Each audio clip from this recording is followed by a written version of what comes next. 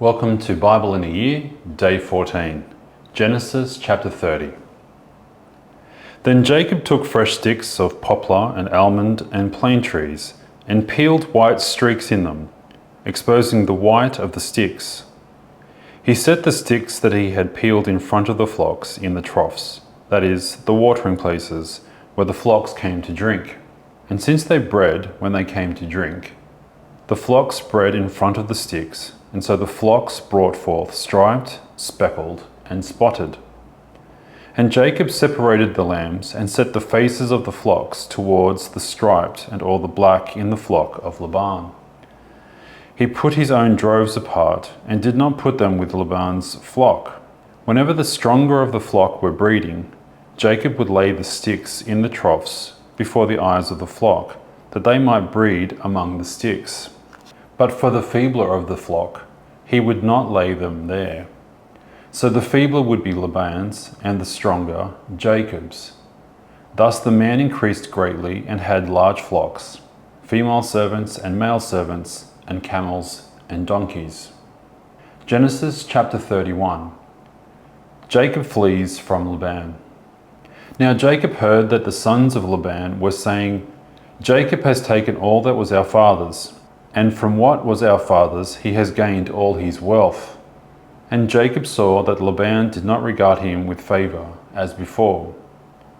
Then the Lord said to Jacob, "Return to the land of your fathers and to your kindred, and I will be with you."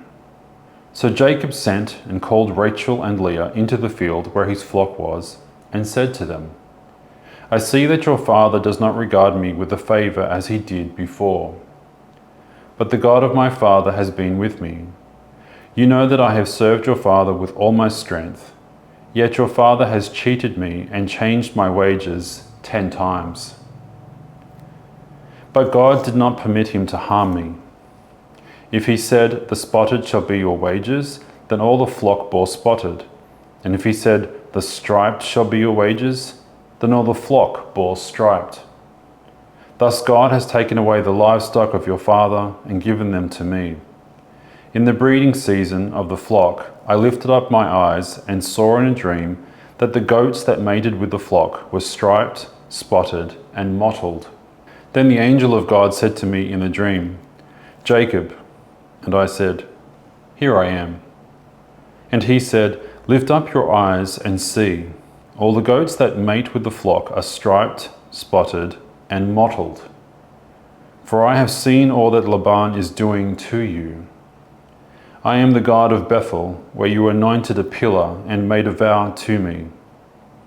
Now arise, go from this land, and return to the land of your kindred.' Then Rachel and Leah answered and said to him, 'Is there any portion or inheritance left to us in our father's house? Are we not regarded by him as foreigners? For he has sold us, and he has indeed devoured our money. All the wealth that God has taken away from our father belongs to us and to our children. Now then, whatever God has said to you, do.' So Jacob arose and set his sons and his wives on camels. He drove away all his livestock, all his property that he had gained, the livestock in his possession that he had acquired in Padan Aram, to go to the land of Canaan to his father Isaac. Laban had gone to shear his sheep, and Rachel stole her father's household gods. And Jacob tricked Laban the Aramean by not telling him that he intended to flee. He fled with all that he had and arose and crossed the Euphrates, and set his face toward the hill country of Gilead. When it was told Laban on the 3rd day that Jacob had fled, he took his kinsman with him and pursued him for 7 days and followed close after him into the hill country of Gilead. But God came to Laban the Aramean in a dream by night and said to him, 'Be careful not to say anything to Jacob, either good or bad.' And Laban overtook Jacob. Now Jacob had pitched his tent in the hill country, and Laban with his kinsmen pitched tents in the hill country of Gilead. And Laban said to Jacob, 'What have you done, that you have tricked me and driven away my daughters like captives of the sword? Why did you flee secretly and trick me and did not tell me, so that I might have sent you away with mirth and songs, with tambourine and lyre? And why did you not permit me to kiss my sons and my daughters farewell? Now you have done foolishly. It is in my power to do you harm. But the God of your father spoke to me last night, saying, Be careful not to say anything to Jacob, either good or bad. And now you have gone away because you longed greatly for your father's house. But why did you steal my gods? Jacob answered and said to Laban, Because I was afraid, for I thought that you would take your daughters from me by force. Anyone with whom you find your gods shall not live. In the presence of your kinsmen, point out what I have that is yours, and take it. Now Jacob did not know that Rachel had stolen them. So Laban went into Jacob's tent, and into Leah's tent, and into the tent of the 2 female servants. But he did not find them. And he went out of Leah's tent, and entered Rachel's. Now Rachel had taken their household gods, and put them in a camel's saddle, and sat on them. Laban felt all about the tent, but did not find them. And she said to her father, Let not my lord be angry that I cannot rise before you, for the way of women is upon me. So he searched, but did not find their household gods. Then Jacob became angry and berated Laban. Jacob said to Laban, What is my offense? What is my sin, that you have hotly pursued me? For you have felt through all my goods. What have you found of all your household goods? Set it here before my kinsmen and your kinsmen, that they may decide between us two. These 20 years I have been with you. Your ewes and your female goats have not miscarried, and I have not eaten the rams of your flocks. What was torn by wild beasts I did not bring to you. I bore the loss of it myself. From my hand you required it, whether stolen by day or stolen by night. There I was, by day the heat consumed me, and the cold by night, and my sleep fled from my eyes. These 20 years I have been in your house. I served you 14 years for your 2 daughters, and 6 years for your flock, and you have changed my wages 10 times. If the God of my father, the God of Abraham, and the fear of Isaac had not been on my side, surely now you would have sent me away empty-handed. God saw my affliction and the labor of my hands, and rebuked you last night. Then Laban answered and said to Jacob, The daughters are my daughters, the children are my children, the flocks are my flocks, and all that you see is mine. But what can I do this day for these my daughters, or for their children whom they have borne? Come now, let us make a covenant, you and I, and let it be a witness between you and me. So Jacob took a stone and set it as a pillar. And Jacob said to his kinsmen, Gather stones. And they took stones and made a heap, and they ate there by the heap. Laban called it Jegar Sahadutha, but Jacob called it Galid. Laban said, This heap is a witness between you and me today. Therefore he named it Galid and Mitzpah, for he said, The Lord watch between you and me when we are out of one another's sight. If you oppress my daughters, or if you take wives besides my daughters, although no one is with us, see God is witness between you and me. Then Laban said to Jacob, See this heap and the pillar which I have set between you and me.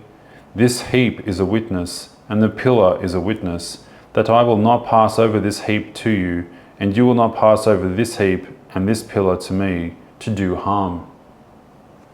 The God of Abraham and the God of Nahor, the God of their father, judge between us. So Jacob swore by the fear of his father Isaac, and Jacob offered a sacrifice in the hill country, and called his kinsmen to eat bread. They ate bread and spent the night in the hill country. Early in the morning, Laban arose and kissed his grandchildren and his daughters and blessed them. Then Laban departed and returned home. Genesis chapter 32. Jacob fears Esau. Jacob went on his way, and the angels of God met him. And when Jacob saw them, he said, This is God's camp. So he called the name of that place Mahanaim. And Jacob sent messengers before him to Esau, his brother in the land of Seir, the country of Edom, instructing them, "Thus you shall say to my lord Esau, Thus says your servant Jacob, I have sojourned with Laban and stayed until now. I have oxen, donkeys, flocks, male servants and female servants. I have sent to tell my lord in order that I may find favor in your sight." And the messengers returned to Jacob, saying, "We came to your brother Esau, and he is coming to meet you, and there are 400 men with him." Then Jacob was greatly afraid and distressed. He divided the people who were with him, and the flocks and herds and camels into 2 camps, thinking, "If Esau comes to the one camp and attacks it, then the camp that is left will escape." And Jacob said, "O God of my father Abraham and God of my father Isaac, O Lord, who said to me, Return to your country and to your kindred, that I may do you good. I am not worthy of the least of all the deeds of steadfast love and all the faithfulness that you have shown to your servant, for with only my staff I crossed this Jordan, and now I have become 2 camps. Please deliver me from the hand of my brother, from the hand of Esau, for I fear him, that he may come and attack me, the mothers with the children. But you said, I will surely do you good, and make your offspring as the sand of the sea, which cannot be numbered for multitude." Psalm 14. The fool says, "There is no God." To the choir master of David. The fool says in his heart, "There is no God." They are corrupt. They do abominable deeds. There is none who does good. The Lord looks down from heaven on the children of man to see if there are any who understand, who seek after God. They have all turned aside. Together they have become corrupt. There is none who does good, not even one. Have they no knowledge, all the evildoers who eat up my people as they eat bread, and do not call upon the Lord? They there are in great terror, for God is with the generation of the righteous. You would shame the plans of the poor, but the Lord is his refuge. Oh, that salvation for Israel would come out of Zion, when the Lord restores the fortunes of his people. Let Jacob rejoice, let Israel be glad. Matthew chapter 10, starting from verse 24. A disciple is not above his teacher, nor a servant above his master. It is enough for the disciple to be like his teacher, and the servant like his master. If they have called the master of the house Beelzebul, how much more will they malign those of his household? Have no fear. So have no fear of them, for nothing is covered that will not be revealed, or hidden that will not be known. What I tell you in the dark, say in the light, and what you hear whispered, proclaim on the housetops. And do not fear those who kill the body, but cannot kill the soul. Rather fear him who can destroy both soul and body in hell. Are not 2 sparrows sold for a penny, and not one of them will fall to the ground apart from your Father? But even the hairs of your head are all numbered. Fear not, therefore, you are of more value than many sparrows. So everyone who acknowledges me before men, I also will acknowledge before my Father who is in heaven. But whoever denies me before men, I will also deny before my Father who is in heaven. Not peace, but a sword. Do not think that I have come to bring peace to the earth. I have not come to bring peace, but a sword. For I have come to set a man against his father, and a daughter against her mother, and a daughter-in-law against her mother-in-law. And a person's enemies will be those of his own household. Whoever loves father or mother more than me is not worthy of me, and whoever loves son or daughter more than me is not worthy of me. And whoever does not take his cross and follow me is not worthy of me. Whoever finds his life will lose it, and whoever loses his life for my sake will find it. Rewards. Whoever receives you receives me, and whoever receives me receives him who sent me. The one who receives a prophet because he is a prophet will receive a prophet's reward, and the one who receives a righteous person because he is a righteous person will receive a righteous person's reward. And whoever gives one of these little ones even a cup of cold water, because he is a disciple, truly, I say to you, he will by no means lose his reward. Reflection. To what do you give first priority in your life? Many would say their families. Such an answer seems as noble as it is natural. However, even pagans and the wicked could make such a claim while pursuing selfishness and cruelty to others. Was not Pharaoh good to his own family? Jesus overturns our thinking with his teaching on discipleship. He warns that loyalty to him may lead one to be in conflict with the most intense of family bonds, even those between parents and children. For a follower of Jesus, the first priority must be to do the will of our Heavenly Father. God demands our deepest love and loyalty. Even love of self must submit to Christ. He who loses his life for my sake will find it. Matthew chapter 10, verse 39. Paradoxically, unless God is put in the first place, nothing else will be put in its right place in our lives. There is no Saint Francis if he obeys his earthly father rather than Christ. Many a saint would not have fulfilled their divine call if they had heeded the voices of family members. However, by putting God first, we learn the humility, discipline, and charity to truly love our families. Do you truly love your family by putting God first in your life?